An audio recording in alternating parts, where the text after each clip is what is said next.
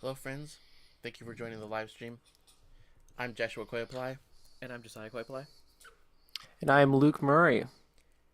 and today Luke Murray is going to be showing a little bit more of his print making. Oh, sorry. Let me. Why don't you bring up Luke Murray's Yeah. What?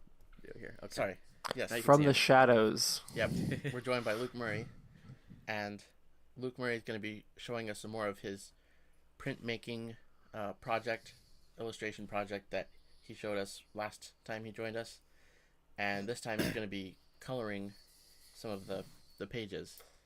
So, Luke, could you reintroduce the project? Tell us a little bit more about the book project that you're working on. Yeah, it's called The Special Meal. It's about communion. I'm doing it with printmaking, lino cut prints. So I take those into Photoshop and I color them, and that's the final image. Wow, that's really neat. And so you were working on carving one of the blocks, and you were talking about about your plan to color them, and so you've colored some of that. Did you color that block that you were working on?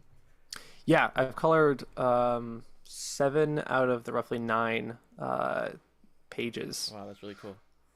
Could you show us some of those pages that you colored? I can indeed. Switch over here. Oh, and switch my screen. There we go. Let me hide my view. There we go. Really cool. So this is one of them. You could show your screen. Oh, and Wow, that's really neat. That's the one you were working on last time, or no, I can pull that one up though. oh, sorry. Let me find it. This is the second spread of the book. So again, the book is about communion, and communion, talking about what does that mean for kids, and I'm trying to multitask. Let's see, that was spread number 3. There we go. So the block itself is just right page. Mm. So I kind Right. of just like. Okay. Yeah, that I remember seeing that last time. That's in the catacombs. Mhm. I see. Wow, Yes. that's really neat. And And I have one more. This is the other spread I wanted to share. so it's a Early book. church in the. It's talking about like the history of the communion and Uh-huh. how it's played a part in the different um, like ages of the church, right? Yeah, why we do it, Mm-hmm. because Christ told us to. Mm-hmm. And this, the technical term for this, I think it's a credo communion take on it, saying that kids need to be believers to then take communion, Right. as opposed to like something like pedo communion. Mm. Right. So I see. yeah, So this has it shows the early church hiding yes, down below. underground, right, in secret, Mhm. Mm. and then it shows a modern church above, Wow. with the pews and the. Yeah, and I wanted with these roots, I kind of wanted to connect them. That's neat. That looks really Oh, neat. that's cool. That's a good analogy. That makes good. Wow. Yeah. Wow, I like that. That's. So Yeah. and then you did some really interesting things in the coloring process with like the things that you've like because the print is you like take away from the block that you're cutting Mhm. and then what's left there picks up the ink and so you colored some of the ink lines too in Yes. your coloring process. Yeah. So what is, and now you're gonna be working on the you're gonna be working on the coloring the cover of the book this time. Yep. Wow, This is that's it. awesome. So this will be front That's a- page, Nice. back Yeah. page. Oh, that's It's neat. a beautiful cover. Thank you. So This is currently placeholder text. okay. But I needed something in there. Oh wow, that's really nice. Where the also the author and illustrator names at the top. Mm-hmm. It's really good. Yeah. It's like a really good I don't know- layout. I don't want really to put like them it. down below because I would have kind of messed with these Uh huh. flowers and vines. Wow. Yeah. So Oh yeah, that is. we're gonna be talking about the coloring process, and there's so much to talk about with color, and that there's not any real hard rules about how you have to color things. There's lots of styles, but Mhm. the more you know like about color and like the color theory, and the more practice you have with it, the more you understand like the different how to use the different styles, right? Hmm. And I think I think it would be important to show like the hue and saturation and value. Like, could you explain that? Run through that really quick. Yeah, so- just to start out, so we can talk about it. So color has three properties. There's hue, so if it's like red, green, blue, etc. Mm-hmm. And then there's saturation. So think of something like black or white as fully desaturated, and then something like purest, most vibrant green that's like 100% saturated. Yeah. So there's this range that you get, Mm-hmm. and then the other aspect of color is value. Wait, did I say value? Yeah, value is it's whether it's bright, white, or black, dark. So it's all three of those that help make up color. Yeah. So it's kind of confusing at first, but like the more you hear it, the more you understand, and the more you work with it, the more you understand. Like, and You were saying earlier that your intuition would be just pick the most. If you want a green object, pick the most saturated green, yeah. right? But why is that not the right Well, the idea? you might have to like at the a mistake that artists make when they're first starting out is they think like if I'm gonna draw grass, then I'm gonna just pick the most greenest green I could possibly pick. Yeah. But the actually if you like take a picture of something, Mm-hmm. and you pick out the color that it is, and you like with a color spectrum thing that you have digitally, then you actually see like how unsaturated things are in Yeah, real life. like that olive green is not very. Mm-hmm. It's It not just very doesn't look saturated. real. If you compare it against, like, I'm looking at this sound bar here, which is very vibrant green on the soundboard, Mm-hmm. and So like, yeah, it's interesting to compare saturated color, even just like in art. yeah, and The most important thing is the value. How that the lights are light enough and the darks are dark enough, and not as much about how saturated things are. mm-hmm. And when you saturate something, it draws attention to that thing. Hmm. So like if you made like that cup, if you made it a really like the most saturated yellow that you could make it, Mm-hmm. then that would be the like, or yeah, the most This is saturated red. Right. this is the most. This is the brightest thing Yeah. So on the then page. your Your eyes eyes are would gonna just be completely drawn right to to that, it. Oh, okay. Yeah. and that would be the the focal point of the Yeah. picture. That would be your eyes would be drawn to that, and you'd kind Oh of my! Sweet goodness. And is that are those colors down there all the colors that you're using in this whole thing? So that's kind of like my general color palette that I pull from. Mhm. My my rule Mhm. is Uh-huh. that I don't change the saturation all that much. I just Okay. change like the brightness Mhm. Right. to try to vary the color. So Yeah. the color for the bread, like this, the crust of the bread, is that this? That's not the same green color as the table, is it? No, I think that's my tan, which I might want to Oh, make and that you So- my. okay, you so turned it you down, turn the brightness down on it. Yeah. Yeah, colors are there are colors that go well together, and like there's all this like science to the colors that fit well together. Yeah. Like there's the primary colors that are that mix together to make other colors like orange, and there's yellow and red, and like if you look at the color wheel, it shows the um if I like or Luke, could you show the Yes, color wheel that you have there? Oh, I'll move over. this one, or the color wheel. Yeah, the color wheel.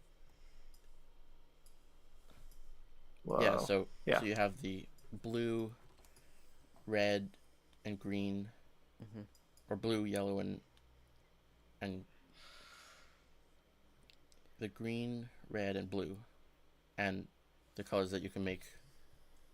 Oh, wait, sorry, it's yellow, blue, and red. Right. And the colors that mix together out of that, the colors. That's the thing that everyone learns, like in Yeah, preschool, right? I got mixed up, but the colors that are like across from each other are colors that complement each other, Mhm. and then there are other points along the color wheel that complement each other. Oh, so what complements that light blue kind of color? The color that's across from it. Yeah, like, what's the you mean the contrast from that? That kind of light blue. What's it called? Like cyan. Is that what Mhm. they call it? Cyan. Yeah. What's the opposite? Like, what's the like a kind of Orange. orange red is across from that. orange? So- Okay. So there are points that are like across from each other, but then there are other more complex color complementary colors. Samuel Svensson says hi. Oh, I say hi, no. Samuel. Hey, I forgot to mention that if anyone has any questions, Yeah. we'll try to answer them. I'll- And leave them in the comments. Mm-hmm. So, yeah, but how you chose could you show us how you chose those colors? I can't. It's a very complex and professional method. There's this website called Coolers. Mm. It's like colors spelled with two O's, and That's how British people spell it, right? no, that's with a U. I knew that. You can go on here and you can create different color palettes. So I kind of knew the general colors that I needed. I wanted some gold, some red, some green. So you can just hit space, and you can find Oh, that's it makes various nice color palettes. Yeah. It's like, oh, this black olive's kind of nice. Let me lock that in place and then run through some other ones. So it keeps that there, and then it generates new colors that are complementary to that color. Yes. That's buff. really neat. This kind of tan looks nice. So yeah, it's kind of it's an easy solution. And so that I got 4 color palettes out of that. Oh, wow, 3 nice. mostly. Oh, that's neat. And then I took kind of my favorite colors and I put them into this final one here. And thankfully, that was the one that the creative director liked the best, because that was the one that I liked the best. It was it worked out. Yeah. Wow. And so you don't just use that exactly, like you go off of that for your colors. Yeah, kind of these 5 general hues mostly. Yeah. Is So what I use. you're using the hues, which are the colors that are complementary to each other, and then you're changing the values. Yes, really neat. I think so. I don't keep to an exact. There's no laws. They're more just guidelines. Yeah. Yeah. Right, because there's not gonna always all the colors in the image are gonna be complementary, right? There are gonna be some clashing colors in a large image, right? In a picture, like when you draw something, Well, yeah. it's about what's next to each other and what's. Yeah. Yeah. So every color affects the color on the page. How you perceive that color. I think a great politician once said, "You exist in the context that you're in." Yeah, you didn't just fall out of a coconut tree. You didn't just fall out of a coconut tree. true. Yeah. So every Great color words. exists in the context of the. the context that it's in. Okay. Oh no. So whenever you put on a color on a page, it changes how you see all the other colors. Yeah, like that green right there. So like those colors there, they look like a nice green color. If you put like another like really saturated green, it would make that look like. Yeah, let me just saturate this up, and you can see the difference. Like Oh yeah. See, now these now look gray. Yeah, it really changes it. And if you were gonna draw like grass in the background there, that just would look off. It would just. It would look sharper. Somehow in my head, I would think it's closer to your eyes. The grass would appear to be closer. I don't know if you're gonna draw grass back there, of course, but if there was some green color back there, it would mess with your perception of it. So my coloring process just looks like a lot of messing around. I play with the colors. I see what I like, and I do a lot of revisions. So the first kind of coloring tests I did, and I posted on my Patreon, look very different to what I'm actually doing. Actually ended up doing. So, yeah. I really like that color palette that you have. Thanks. Where's the red gonna be? On the roses, or in the wine, or? Yes, and yes. Okay. Just in the roses and the wine. And I might find some other places to slap it. Yeah.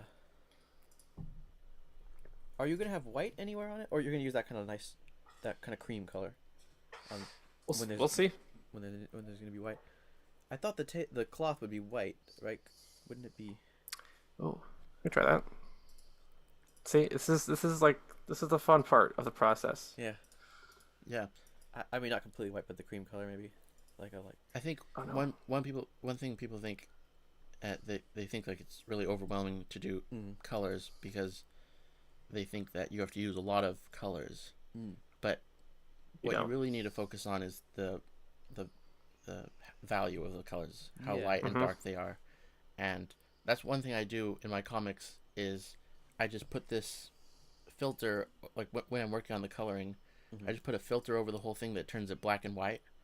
So that helps me see like Let me do if that. if I do that and it all just looks like the same gray. See, like you can see how the table's darker and the cloth is lighter. You know, And if the trees are darker if you too. put if you put that thing on and it was all just one, one same gray tone, then I got problems. yeah, then you need to fix it. But Yeah, I remember early on, Joshua, you would say that you have to, it has to look good in ink and look good in black and white before it can look good in color, right?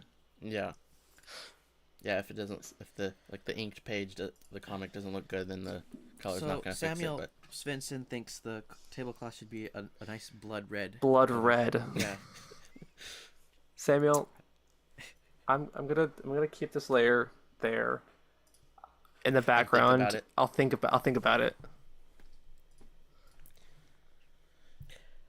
Wow. And then you would go back and look at your old ink drawings, and you used to think it was like, well, it doesn't look good now, but I'll just slap some color on it and then it'll look great. Yeah. But it has to start out looking great like this, it has to be a good image already. Oh, you flatter me. Well, it looks fine. It looks good. And Fine. Okay, never we mind. can agree on that. the thing I was gonna say was that if everything is saturated, then there can't be any focal point. There can't be any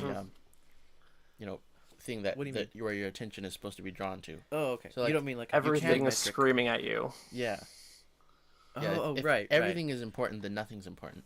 If everyone's super, Yeah. no one is. I remember you were showing me this picture where it was pretty unsaturated, and it was just like a waterfall, and the one thing that stood out was a character standing in the foreground, and it was like a red cape, and that looked it looked bright. It stood out, but then when you actually isolated the color, you realize it was, it wasn't that saturated, right? It wasn't even that saturated. Let me see if I can find that. Samuel says, or you could just do just a plain red, kind of that for the tablecloth, which is actually, I was thinking that might be a good idea, actually, that red color for the tablecloth instead. But then the question is, what color would the table be? That could stay green, I guess. But Let's see if that's red. I use a green runner a couple times in the book, so I wanted. okay. I was trying to keep it a little consistent. We should take a look at those pictures. Yeah. Oh yeah. Like see some of those earlier drawings. Oh yeah. Do you think you could go through some of your finished illustrations? Yes, I can. For those that missed it earlier. Yeah. Yeah. There was. Huh? I think you showed a couple of them, but do you think you could show? There was a couple other ones, and also if you'd like to see some more of the illustrations, I put a link to one of Luke Murray's Patreon posts where he has some of the spreads from the book colored. So you should check that out. Do you ever, whenever you're filling colors, oh, there it is. There's always these gaps. And like, where is the gap? That's true. Yeah. There we go. Sometimes Joshua will turn off the ink lines, and a lot of times his drawings look really good, even with the, like you somehow get it to be very gapless, and well, you're just good at coloring. Some programs, but you can kind of as long as it's not like a really big gap, it kind of adjusts. Oh right, you can turn on the how much the width between things that it'll fill. Yeah, how many pixels tolerance. you want it to, make up to for consider a closed area. Right. Things you don't have to think about when you're doing it traditionally. Like, whoa, I just colored the whole page. Right. I just spilled a bottle of ink everywhere. Yeah. Like the image on that paint thing is the dumping a paint bucket, which actually I don't think anyone ever does that in any kind of painting, right? There's no process. Modern art. Yeah, that's true. Yeah, modern art. You scoff at modern art? Oh dear. Not in front of a modern art person, and then I just say, "Oh wow, That's true. Good job. Yeah. That's mean. Sorry. Sometimes it just looks like an elephant drew it, or. So let me think. Where's that? I wonder if it. Could you? There was. Yes. Yeah. Or is Other it the one illustrations? where? Yeah. Is it the one Which where one? it's like, There was one with the kid under his bed. I think. oh yeah. Is that what it was? Oh, under the pew. Oh, under the pew. Sorry. Yeah, with crayons, and that's the neat one. Someone's outside my home. Oh. Oh no. Yeah, that's spread number 1. Do you, if you we're also gonna be. Oh wow, yeah, that one's really neat, and you put Walby there. Yes, Walby is here. That's For great. any of those keen observers, Yeah, there's a little for all the Easter egg for you. Wow. yeah. Like the Crayola box and the crayons. That looks like a Crayola. If you need to, do you need to? I'm all good. Okay. I thought it was somebody, but they're gone. Okay. Wow, that's really neat. So I haven't and then been doxxed yet. There he is. wow, Neat. that's really cool. That's awesome. So and it's neat how you use the color palette here with the Oh, okay.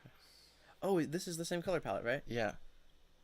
And so, Yes. so what did Okay, you? I How did understand you? Did you change anything here with the color palette, like with the original colors that you had? Oh, and also I should show this little Neat. design here. Little emblem. Oh yeah. These I did digitally. Those were a ton of fun. There's like on most of the spreads they have a little thing And that's somewhat related to the text. is really this a cool. trade So secret, that's or gonna can we go- tell that that's actually This this picture is not even not actually an ink woodcut?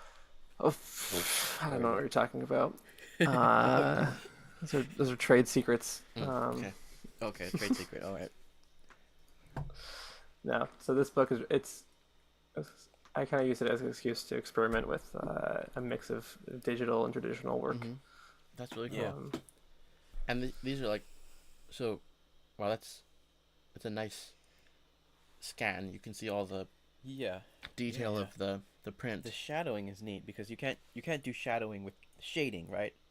The shadows. That's kind of against the rules, right? Because all the shadowing has to be in the inking step, right? Rules. What are rules? Yeah. No, but what I mean is I- you can't just draw a shadow. You're not going to add a shadow of anything in the there's not going to be a shadow under the cup or something.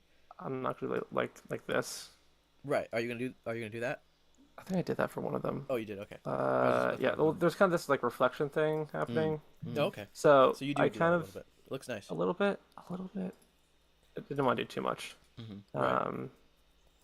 Because the first prompts I got for this book was like stained glass paintings, Wow, that's cool. and there's with several of them. There's this kind of stained glass window outline.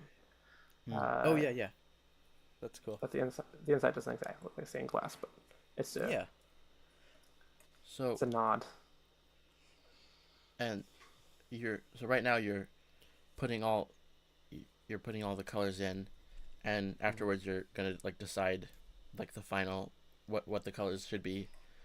You can kind of adjust the colors and Yeah. and choose which one goes where.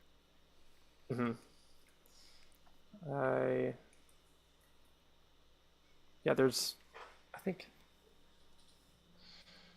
Oh, I'm just trying to look at some other spreads I have.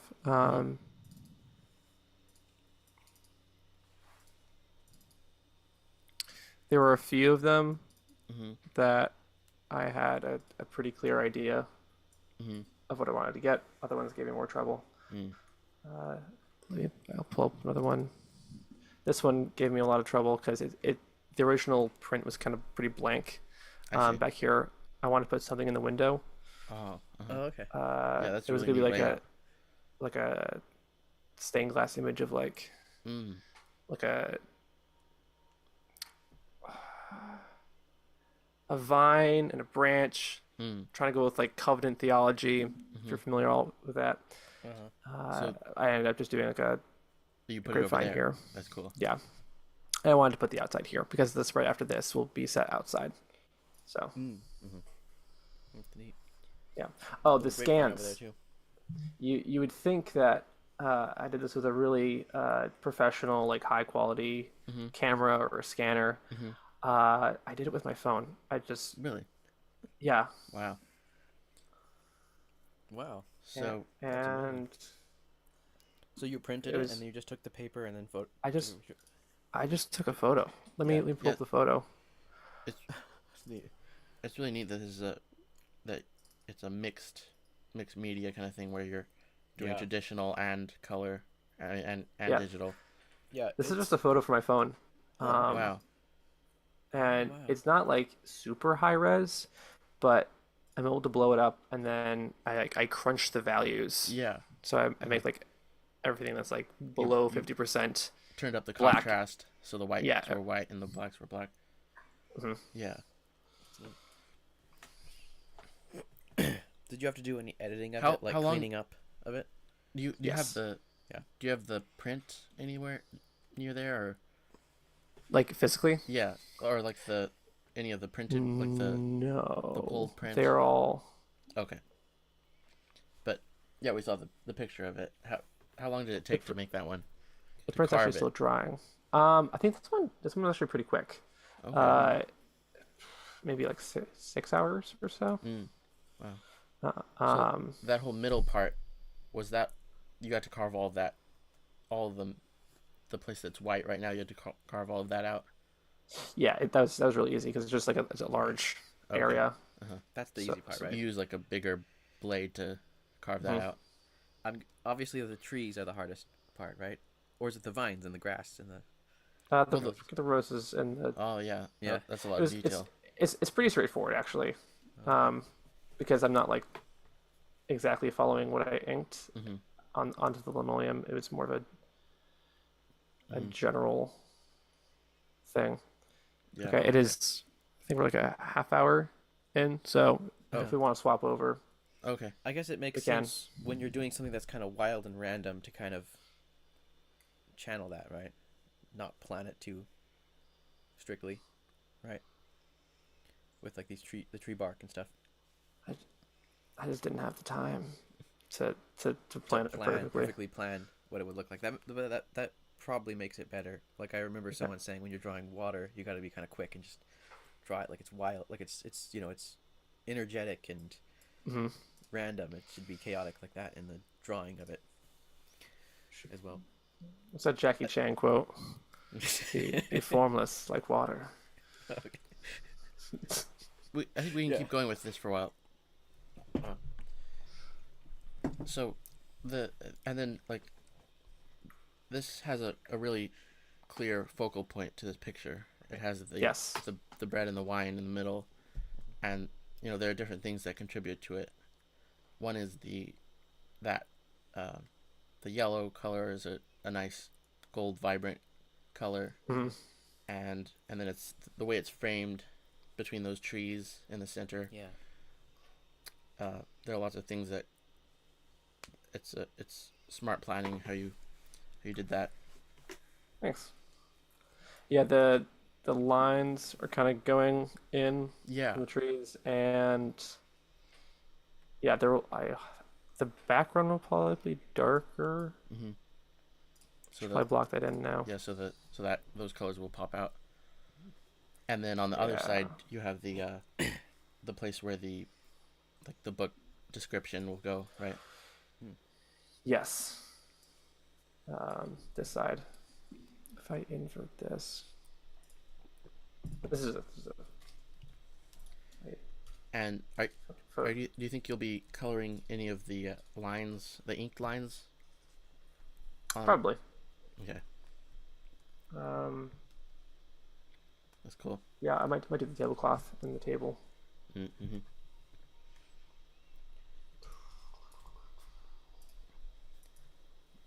Wait now. Yeah. Wow, that looks really neat. Mm,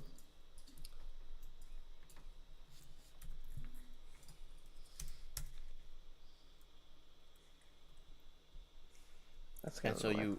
you also used like for the ink lines you took colors from the palette and then used a darker version of it. Yeah, for all the Photoshop Mm-hmm. geeks out there, I don't know if this is like the right way to do it, Mm-hmm. um, but I just took like a layer, a hue saturation layer adjustment, and Mm-hmm. I did colorize um, lightness, Yeah. turn off, and then I used a brush on the mask to I see. then to color Yeah. the lines. Yeah. That was the solution I came That's up what I do with. too. Okay, Samuel Svensson says, "Wow, that looks nice."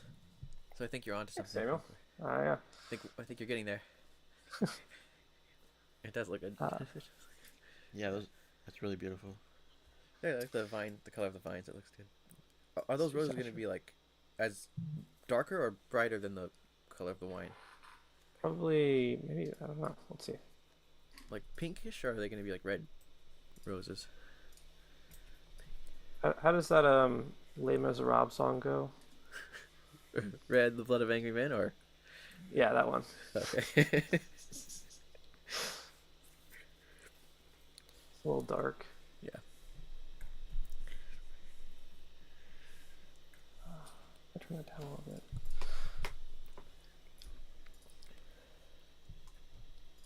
And I'm terrible at multitasking, so sorry, this is just so silent. It's Mhm. deadly. and then the yeah. So and then do you have yeah? What did you And also, what else do you have? You have some other posts that where you talked about like your process, right? Of the. Of carving, Mm-hmm. yeah. Um, Printmaking is kind of the opposite of most other forms Mm-hmm. of illustration because typically when you're drawing, you're adding value, adding darkness. Um, but with printmaking, you're taking away, you're adding white. Mm-hmm. Um, those vines look a little desaturated. If I get more, this might be sacrilegious. Oh no. So That looks nice. Green roses. that's a neat color back there actually. I feel That like a kind of goes cat. well with it. I like the different textures that you used, like for the tree, the uh, those the leaves, and the for the wood bark and the roses and those are, and then the shadows. Like the different like printmaking like Yeah, like marks. yeah the how you carved it, the different styles that I mean the different textures that you used. When you do like perfectly straight lines, is there some kind of tool you have to use, like Like where? a straight edge ruler? tool? Yeah, like a ruler or something. When you're You could do like an X-Acto knife okay.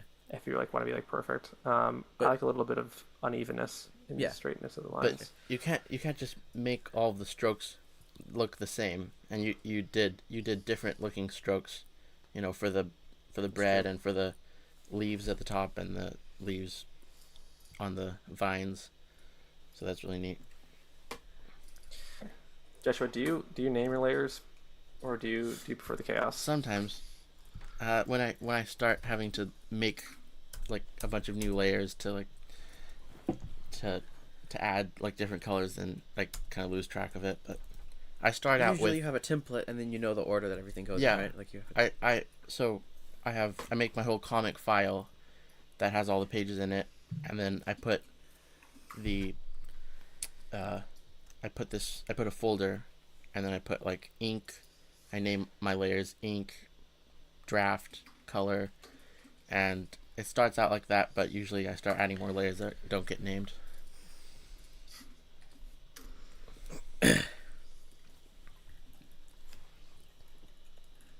And it's Oh wait, I think it helps to try to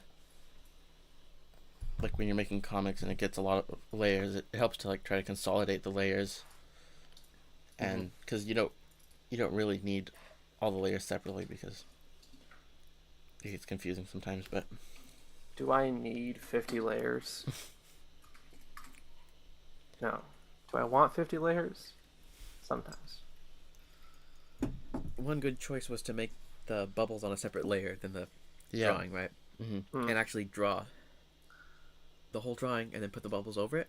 Mm-hmm. Because before that, you have to plan things around the bubbles, which might make the picture uneven. Mm-hmm. And then the other problem with that is then you can't use it later without the bubbles. Yeah. For like a like plain if image. you had to carve all the text of the book out, that would be really hard. But also, if they needed to change something, then you'd have to, like, I don't know, it would be a lot of work to recarve it again. But that's what, That's kind of why what? That's kind of why I stay away from text typically. Yeah. So they're gonna add the text into the book later. Yes.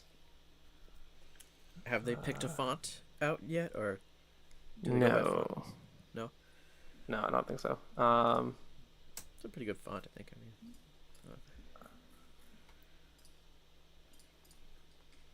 one thing I want to do more practice of is just typography. Because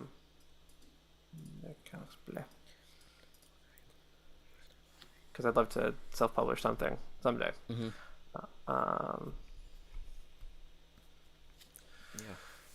So yeah, that's kind of. that's good. I think I'm just gonna do a bunch of iterations of this.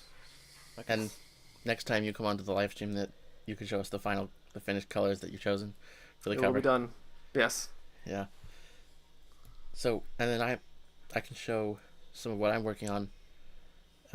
Josiah has some parts of some history to talk about of, like, the next page that we're going into on the project we're working on. But Don't say history. Everyone's gonna fall asleep. Oh yeah. But Luke, thank you so much for showing us that process. That was really interesting. Yeah. Learned a lot from that. And I'll switch over to our screen here. Also, brief intermission. What are you guys drinking right now? I have some coffee. Yeah, and I have the same coffee here. How do you like your coffee? I like my coffee black. I like it with cream and sugar. Okay. What about you? I have water. Oh. And How do you I like my your water? coffee. I like my water. It's just tap from temperature. Yeah. So I like it out of a hose. Lead pipes. Yes, absolutely, all the way. So this is the sketch that I'm going to be inking, this panel here.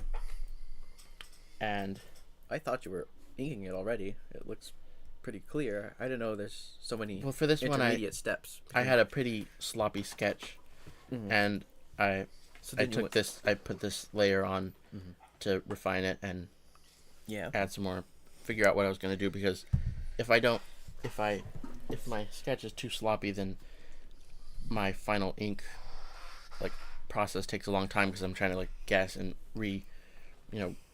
I'd rather do all of the the planning and redoing stuff on the sketch layer, and then do you do rough sketches inks? You mean, what was that again? No, there's an intermediate step. There's Sorry, what was it? Do you go from rough? Do you a rough pass, a sketch pass, and then an ink pass? No. I mean, I do. So what I do is I do the draft, and I do a sketch layer, and then I ink on top of that. Is that what you're saying? Yeah. Okay. Yeah. Yeah, that's what I do. So, and on this panel, we're working on a page from the book that Josiah wrote the script for, and I'm illustrating it. It's called Caden and the Yak Thieves. And if you want to see 20 pages from the story, you can see the post on my Patreon in the description box below. And so this is the page that where they're on the boys, Batar, Caden, and Ublek, and their big Tibetan Mastiff Tashi are on the search for these yak thieves, and they're going into this Evink village. And so we have some pictures here of that we've collected. So this is like one of the Evink teepees that they had, and this looks like kind of familiar. Like it looks like the Native American Indian teepees that they had. Yeah, and the other day we were talking about the similarities, and I didn't realize they were related, but they are actually related to the natives of North America. Wow. Yeah, there's a DNA connection. So, like, because this story that we have that we're working on, it takes we can place... show some pictures from it. Yeah. So, I mean, I'll just... Yeah, so this story is takes like the place comic file in that we have. Siberia, in modern day Russia. Yeah, so like the place that this story takes place in is, it has Mongolian nomads living here, taking care of their yaks. And so this is like, you wouldn't, this is not where... Right, they have a very different kind of style of architecture. The yurts are quite different and from the teepees. The clothing is quite different from the Evink clothing, right? They wear the Mongols wear these long robes, and the Evinks wear like buckskin shirts and moccasins, and kind of with a very similar kind of ornaments on the stitching and patterns, kind of like the Native Americans wear. And they have similar instruments too. Like they have these big drums, big round. We like to kind of compare it to like a cowboy western comic that most people are used to. Josiah had the story, and he planned to do it as this Mongolian story, and so, but when we introduced it like to people, Josiah thought of talking about it as a Mongol western, right? And because you have the cowboys, which are the Mongols raising their cattle, and you have some rustlers, and then you have natives as well. Yeah. So what are the, just like, you can talk about the Evink village and the people there. Which one should I show? Let's see. What do you have? What else do you have? I have the picture of the map here. Well, yeah. So why don't we just show the picture you're drawing first? Let's just talk about that for a second. Okay. Because I want to talk a little bit about these people live in the woods primarily, and they raise reindeer as pack animals and also for milk. And they also hunt larger animals like elk, bears, and animals for fur. They don't usually slaughter the reindeer. That's only for like special purposes. Usually they have them as pack animals and for milk. And they live in Siberia around Lake Baikal, and that was their native land. But eventually the Mongols came and took over it, and so they were pushed further north and east, to east towards the Bering Strait, where close to Alaska. Yeah, and so we were talking about how they were related to the natives, right? And that seems kind of surprising, right? That these people would be related to the natives of North America, right? They're so far away, but they're actually not that far away. Like, if you can bring up that Bering Strait photo again. Okay. And you can see we have Russia here. You can show where Russia is. Yeah. It's over here. This is the region where the Evinks live. And then over here Where? is in around here, like off screen kind of. Lake Baikal would be a little bit east or west, I guess. Let me Okay. think. Yeah, west of here. And then across this see 85-kilometer gap. Mhm. That's the Bering Strait. That's Alaska over here. So they traveled here and Yes, you crossed can over here. travel there. Like have actually Was it like been, frozen? yeah, it could either be frozen in winter, and you can actually, to this day, you can get across. Mm. You can of course get across in a boat. Yeah. Also, in different times, the water level will be lower, and there's actually a strait. Mhm. There's actually a narrow channel of land that connects the two. Hmm.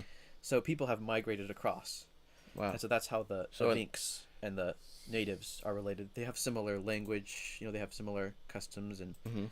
Clothing. yeah. In fact, there's a Norwegian explorer, Fridtjof Nansen. He called the Evinks the Indians of Siberia, Hmm. or the First Nations people of North America of Siberia, if you want to be politically correct. It's a bit of a mouthful. Yeah, and they even have similar religious customs. They're also shamanists like the natives of North America, and they have similar ceremonies. They both perform this ceremony where they share a bowl of some kind of alcoholic beverage. They hand it around in a circle. And with the Evinks, the drink is milk vodka, and the natives they drink a corn kind of whiskey or something. But it's the same ceremony. For when I was working on the page, on this comic page, I looked at their village and copied like this pattern of their like wood. Yeah. It's a bark covered wigwam. Either they covered in bark or they covered in like reindeer hide. And then this wood structure that they have, and put it here for their entrance. That's neat. And also the kind of trees that they had around there. Yeah. And it's in this time when it just snowed a lot the night before. One interesting detail is these people, the Evinks, the Siberians, they're the people who invented the mouth harp. That's where the mouth harp comes from.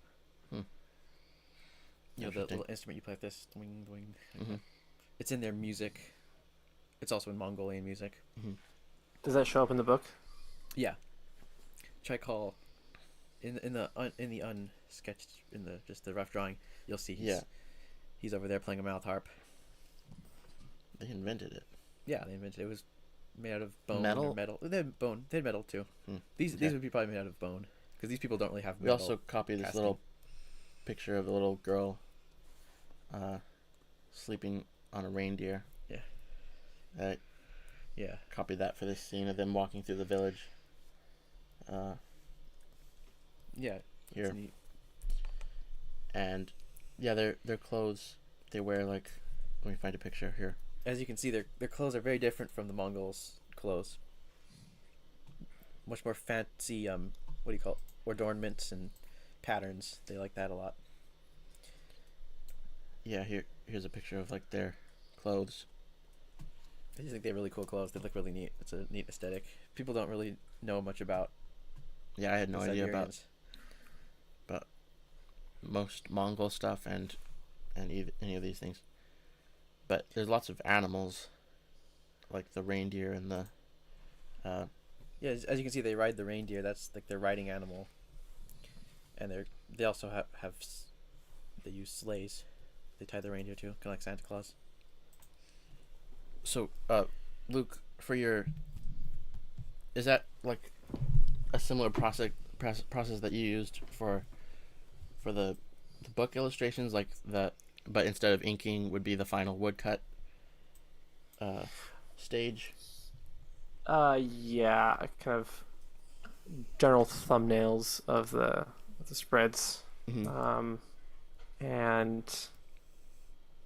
for this project, it was like a mix of like digital and traditional Okay. thumbnailing, and kind of just like working them out. And then I draw it on the linoleum, Okay. like do an ink pass, and then I carve it.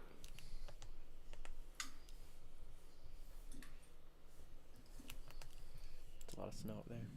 Neat.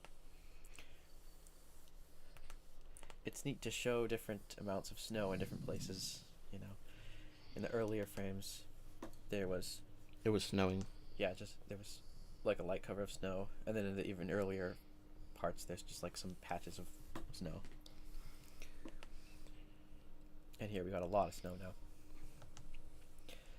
I like the birch trees in the woods. It looks neat. Yeah, they seem to be into wood. They like to do a lot of wood carving, kind of like the natives here. They were skilled in that kind of carving.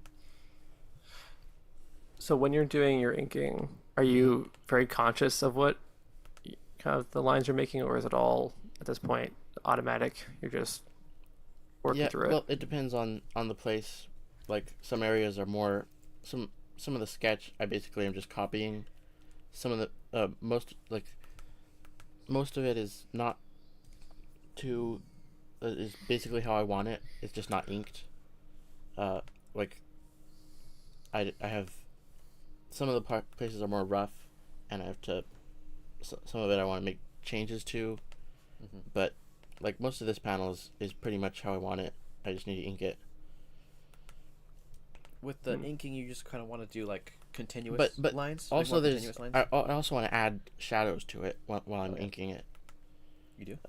Yeah, shadows in the ink, and that's one thing that like I think I really like when I see like certain artists that I like who have a really good like they're good at thinking of places to add shadows in the inking stage, and it gives it a really cool look when you can like ink in your shadows, like big areas that can just be completely inked instead of the colors being shaded. Yeah, like inside that wigwam, the darkness. Are you gonna just dump paint, or are you gonna try to do that same? Are you gonna ink that and give it kind of? I'm gonna ink it. So it's gonna And be a little. It's gonna look a little rough. Yeah. Someone who does a lot of like very heavy inking is like Mike Mignola. Yeah. If you're all familiar with him, Yeah. his Hellboy Yeah. series, it's all like very high contrast. Uh-huh. You did a whole video about inking, I believe, on your channel. Yeah, I did. And there were just those were like I had finally like figured out like what I thought made for good inking, and at that point I was still just learning the inking process, and I wanted to just get better at it. But I made that video, and it's those things still help me like think about what I want to go towards to make to do what I think is good inking. Like I think I'm trying to think about what I said. It was when I was working on the Walby book around that time, and I think I had a process video of inking one of the pages there. But yeah, one of the things was shadow. That really helps the picture not look flat. If you can think about like where the light is coming from, what places are completely blocked out from the light, and you could just fill those places in with shadow, and it makes it look like it's a physical object there. Would you do that more when there's like, it's like a scene where it's like completely dark, and then there's just like one light source? Then Yeah, there'd be a lot there more would be more striking there. shadows. Yeah, Not but so there's a lot more than you think. Like, Yeah. I mean, if you just look at like when you're walking, there's lots of places like trees are just completely dark, and you don't really think about like the light is coming from the other side, Right. and So they're completely obscured by. yeah, they're completely silhouetted. Right. So, but then there's all kinds of things you have to think about, like things that are further behind, that are back in the distance, would be lightened by the atmosphere, and that's why I like do like color the lines that are further back there. Mm-hmm. I'll color like the tree line back here, Mm-hmm. the ink. You'll from color that. the ink, right? I'll color the ink the- will be a little bit blue or green, or Yeah. something. Or white or grayish. What would it be? Because is it It'll- gonna be snow covered? No, they're green. Yeah. It'll be like a dark green color. One interesting thing is that the Mongols aren't related to the Vinks. You know, they're not closely related, and they're not related to the Native Americans either, of course. Oh, another thing is, with inking, I used to have my stabilization turned up really high, Mm-hmm. and I thought that all the lines should be completely straight. But I like actually now that I've Well, you have to master like the depth, like the using thickness. the pin, right? Yeah, Using the pin well, to yeah. to I do like the to thickness. make lines that look like real Yeah. real pen strokes on a physical pen, because I really like how that look, that traditional inking gives. A brush pin, right? Like it's a brush Yeah. pin. And I try to make strokes that look not just digital, Yeah. because that they can look too like computery, or like too. Yeah, that's something we realized pretty quickly. Like, doing this, you're kind of trying to copy what pencil drawings look like. They look better. They look more pleasing to the eye. Mhm. Like, if you try to make it look digital, it doesn't. It just doesn't look as good. Yeah. I mean, of course, you don't try to make it look digital, but if you just use the full potential of digital art, making completely straight lines, filling things in completely, it just looks kind of dead, right? Yeah.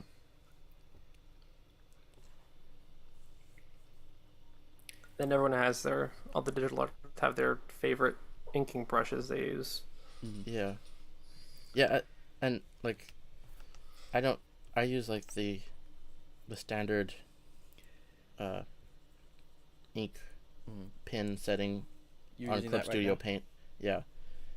At I've first seen I where- thought at first, like when I was getting started, Uh-huh. I thought that I needed like a specific one that someone had, that other Yeah. people used. Like YouTubers will Like advertise there. Mm-hmm.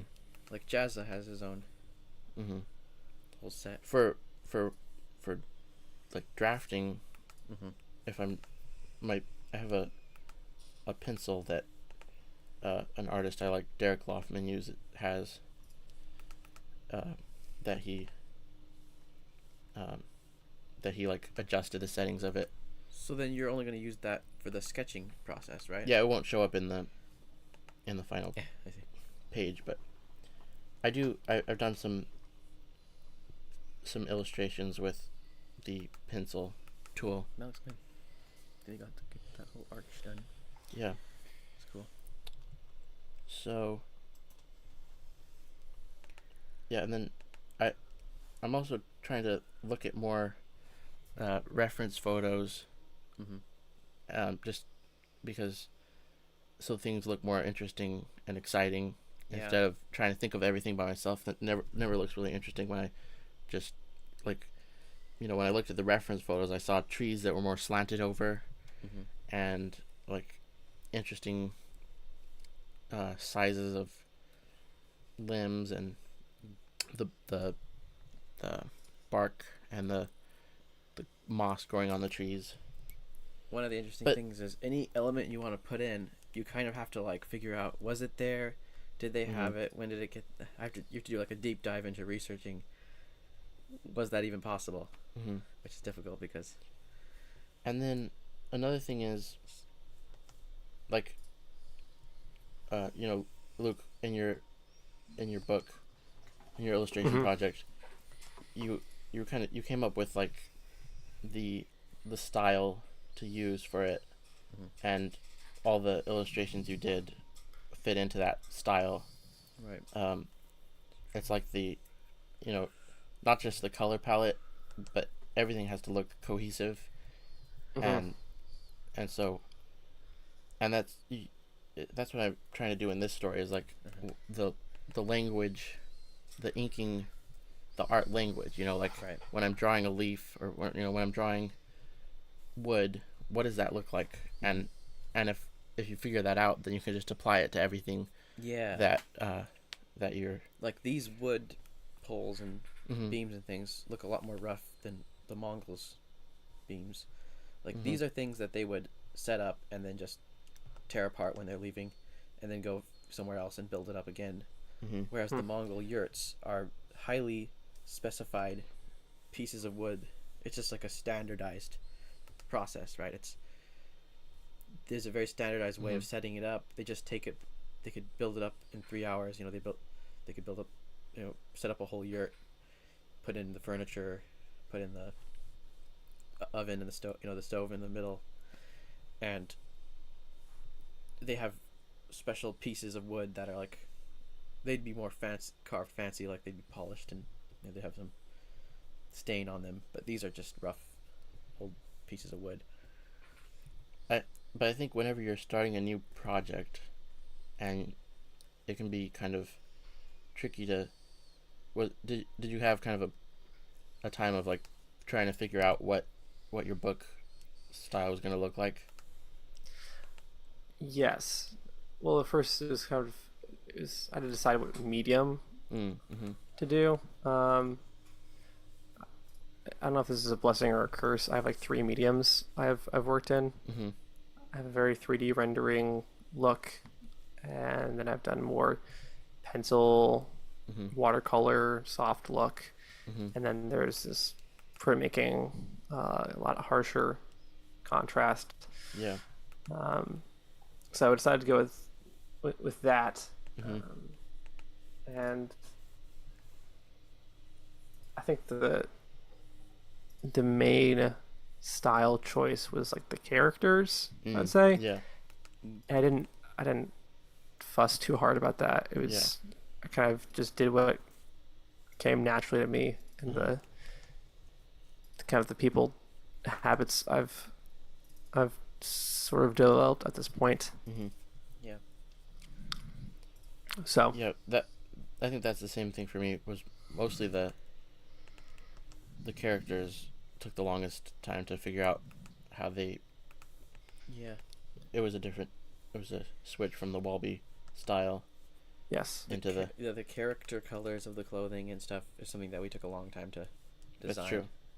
If you look at the earlier pictures of Caden, he's wearing a white deal instead of a blue deal, and it was because, and we changed it when we saw this picture of we were looking at different clothing designs, and we saw this person in a blue deal, and they had an orange sash, and we realized, oh, that looks really good. You said, wait, that's what you realized right then, like the deal should be blue instead. Yeah. But also with inking, I'm trying to get closer to how when I put down each stroke, I want to not be like thinking too like hard about I want to get into like a consistent style, and not be like having to go back and forth and like make it take a long time. I want it to have like a certain way that I like a certain like thickness and look to the textures that I'm putting on. That was the other thing I talked about in that video was like structure, texture, and shadows. Like, Yeah, that's neat. one piece of advice I got about digital drawing was like, don't change the size of your brush in one image. Try to keep it the same. Yeah. And I'd say that goes for a larger project as well. That makes sense. Yeah. Do people not change the brush size when they're doing it on paper? Like, not Yeah, you can't. You can't zoom in. You can't on a paper. You can't. You're You're constrained to the size of the paper. I know, but and the size of that doesn't mean you can't change the brush size, right? Don't they? They don't change brush size ever. I mean, you it's kind of different than what you could the amount of, you know, of freedom that you have in the, like, with this. I'm trying to, there's certain times I go, like, I'm trying to have like a consistent amount of detail. You know, I don't like to. One thing with this is, like, you know, with this you have so much freedom. You can change your brush size to like really tiny, and you can zoom in and make this really detailed. Detailed. And that face. And that's why sometimes, and there's the undo button, and that can make the process double in of horrors. You know, it can double the time of your process because you're just undoing stuff, and that's what I'm trying to get. That when I start doing that, then it starts taking a long time for me. But I think what helps with that is if you have that problem, just drawing traditionally for a while.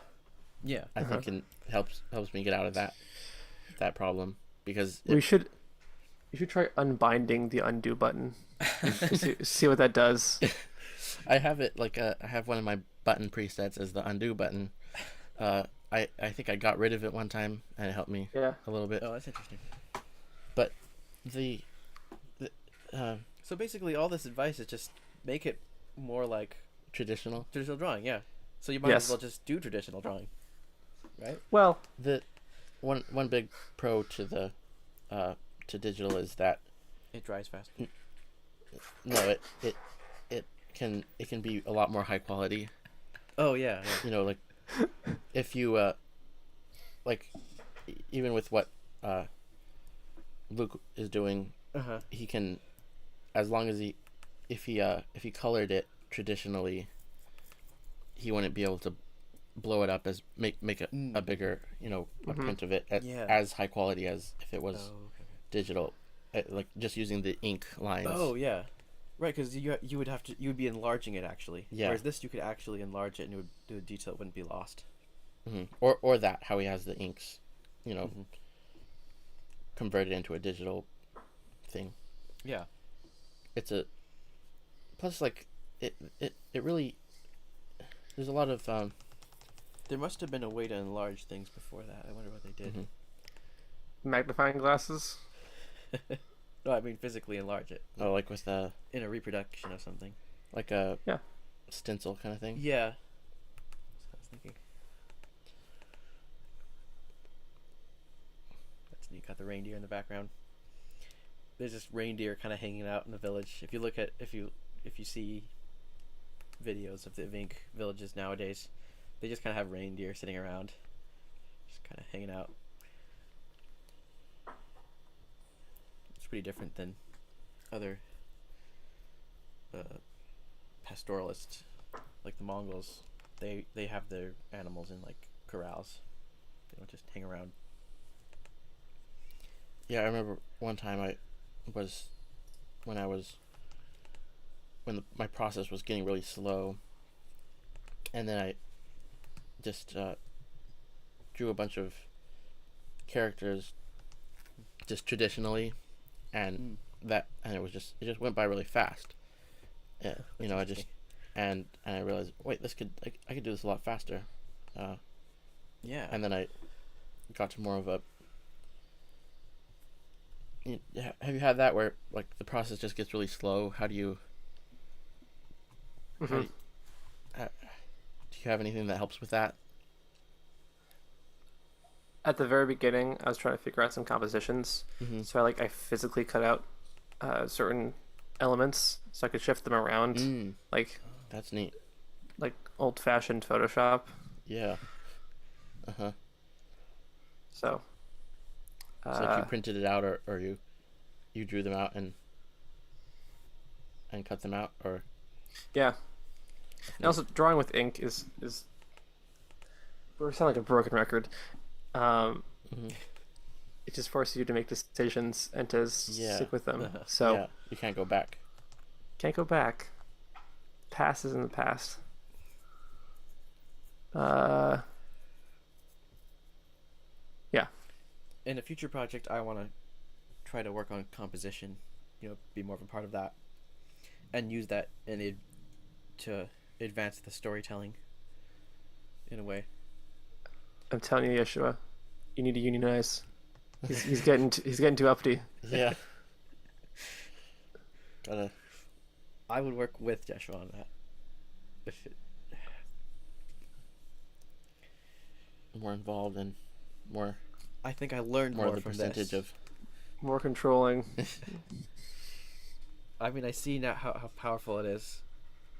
With this, well, with this project, so there's been so many times where I couldn't have planned it better if I tried to plan it with the composition. Like, I had no idea how the thing would look, and then Joshua planned it, and then it looks great, and I couldn't have thought of it better. But I'm learning a lot more from this.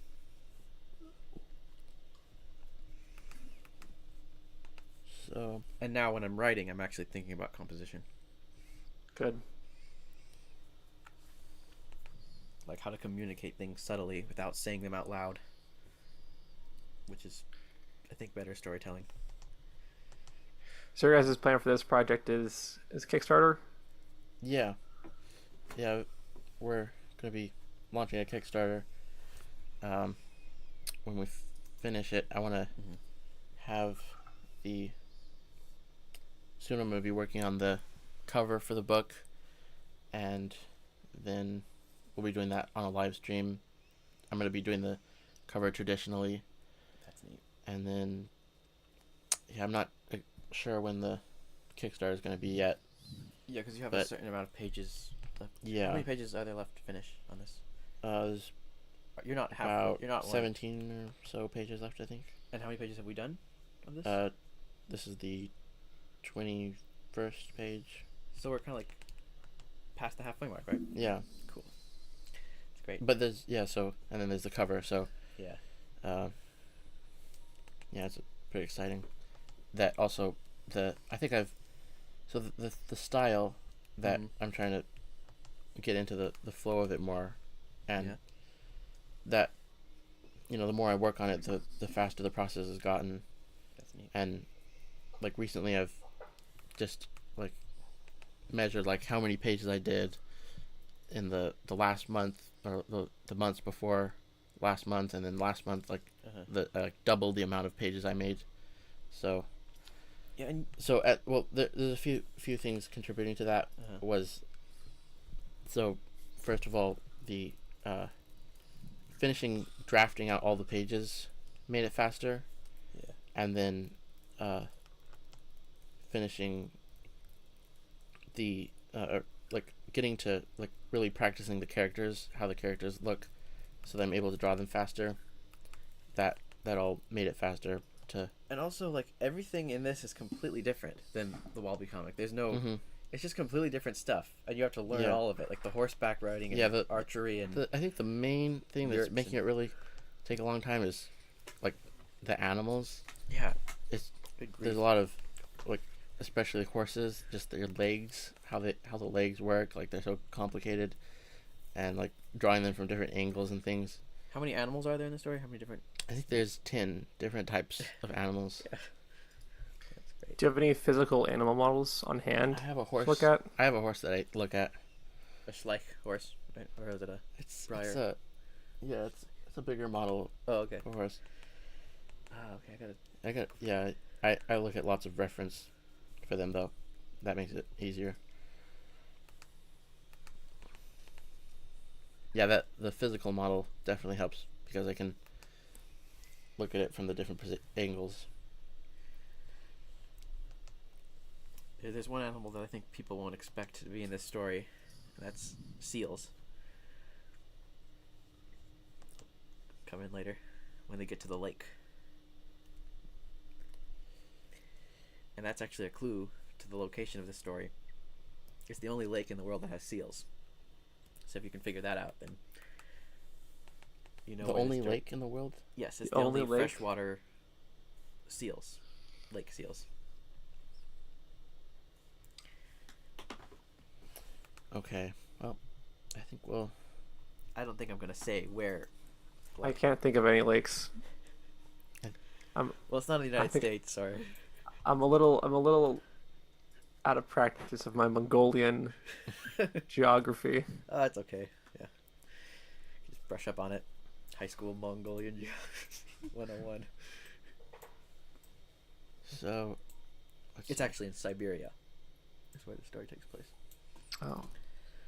So, one thing I did was I've been working on putting in the rest of the pages that I have drafted out. Seals.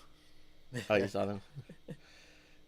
And so, like, I have the whole story drafted out, and I just have to take it through all the steps to get to the finished pages. But I think we'll stop there. We had this idea to we had What? this idea of like having this two seals talk to each other, like Mhm. 3 or 4 paragraphs about global warming or something. Maybe as an April Fool's joke. I don't know. Release it as actually one of the pages, and then see what people think. What are the Kickstarter rewards?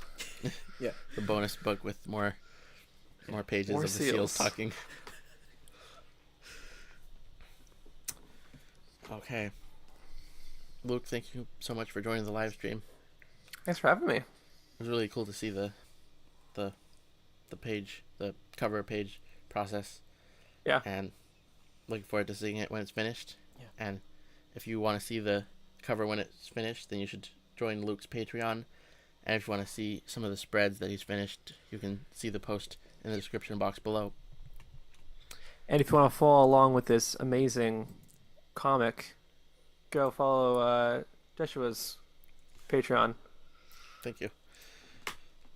Okay. Thank you everyone for joining, I hope you enjoyed. and we'll see you next time. See ya.